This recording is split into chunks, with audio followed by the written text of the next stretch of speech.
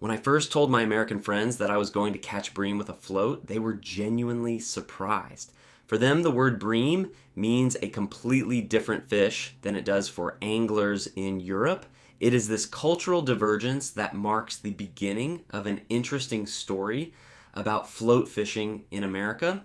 In the US, the name bream, often pronounced brim, most commonly refers to sunfish, bluegill, reed deer, and pumpkin seed.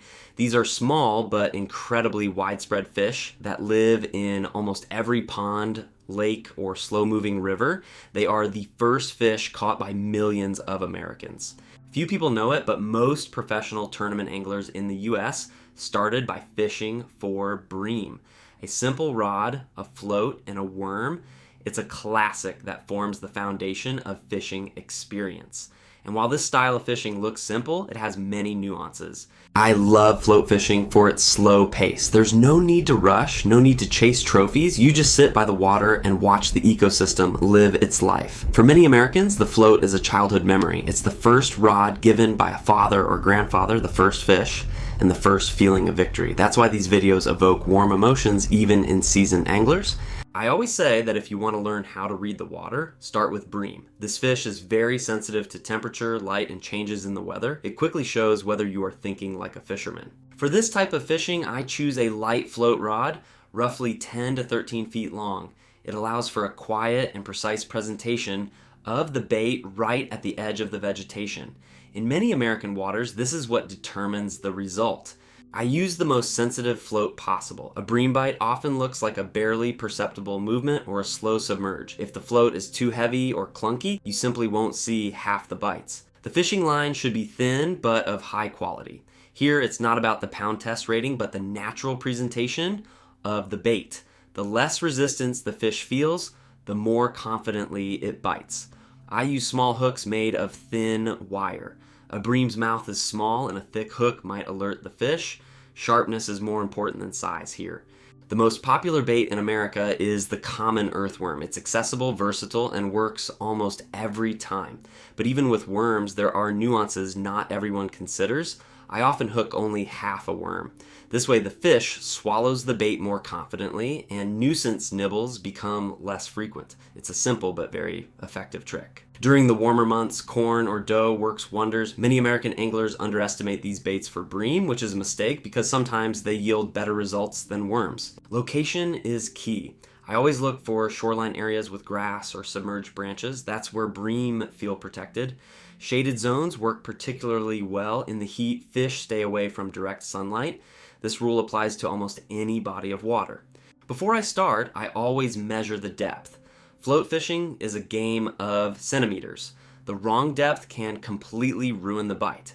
Sometimes lifting the bait just a few inches off the bottom is enough to make the float come to life. Such moments make you appreciate this tackle even more. I use chum, ground bait, very sparingly. A small handful of fine feed or breadcrumbs is usually enough. Overfeeding can make the fish passive. In many American ponds, the fish are used to being fed, so it's important not to overdo it. It's better to underfeed than to overfeed. When the float begins to tremble, I don't rush the hook set. Bream often taste the bait first.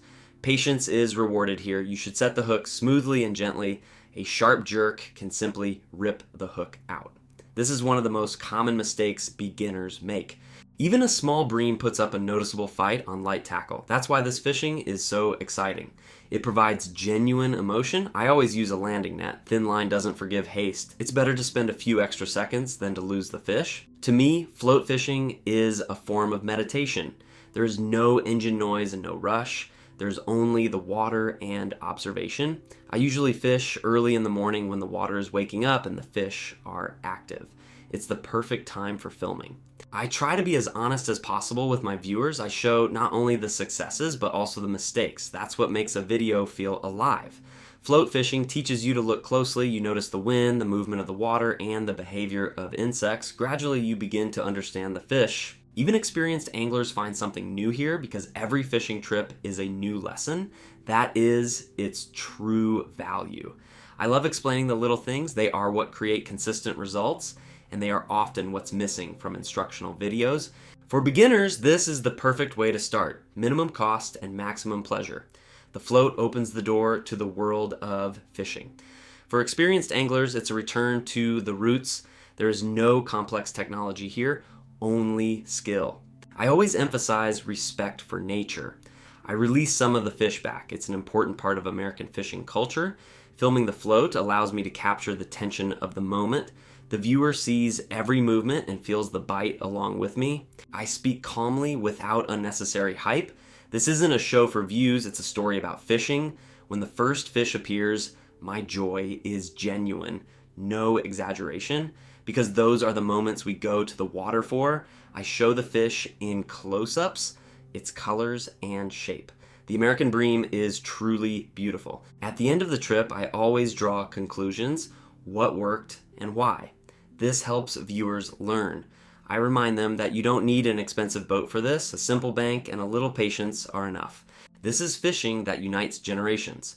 A grandfather, father, and son can sit side by side, and each will find their own enjoyment.